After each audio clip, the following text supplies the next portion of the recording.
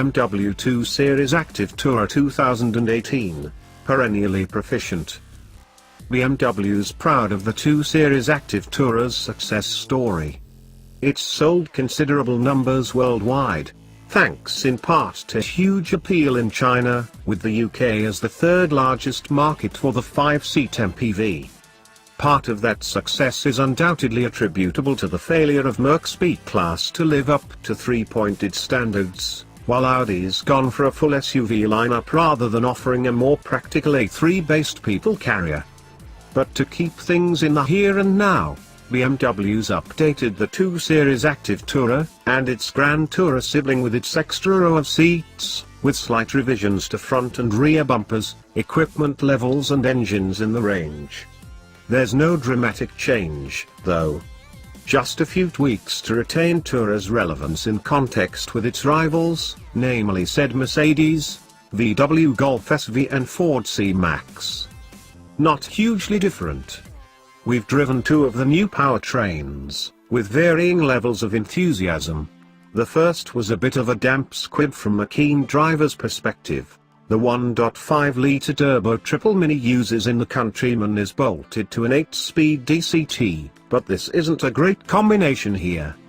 You see, while it's based on the very same platform, the AT is a far more mature, grown-up vehicle, and as such we're less accommodating for the lack of straight-line vigor on offer here. The sheer entertainment a Mini is capable of with a chassis more capable than its engine is one thing, but remove that eager steering and replace with an overly weighted front-driven MPV setup, and you're soon left wanting a little more grunt to get down the road. At least the power band is nice and wide, revving high enough and holding on to ratios in sport mode to begin to make decent progress. It doesn't help that this 3-pot engine suffers poor refinement at low RPM, not unlike Audi's A3 with a 1.0-litre and S-tronic, yet at the same time this is exactly what the gearbox wants to achieve for optimum fuel economy in default comfort. The result, at ultra-low throttle application it can feel as though the car wants to stall. Older car fans may liken it to a misfire, though we're assured it's been tuned like that.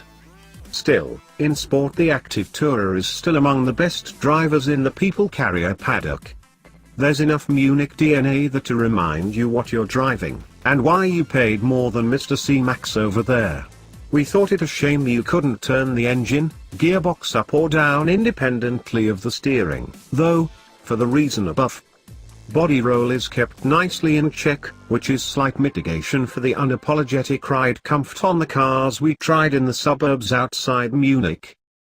We drove the 225x plug-in hybrid, too, which gets more efficient batteries that charge far quicker than before using BMW's iWallbox. 28 miles of range is possible by plugging in for 90 minutes rather than 2 hours 20 minutes.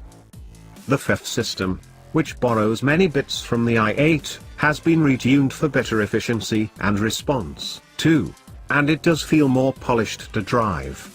We were particularly impressed with its smooth transition between petrol and electric power, and the instant throttle response mid-corner in sport mode. It's more fun, which is a good thing.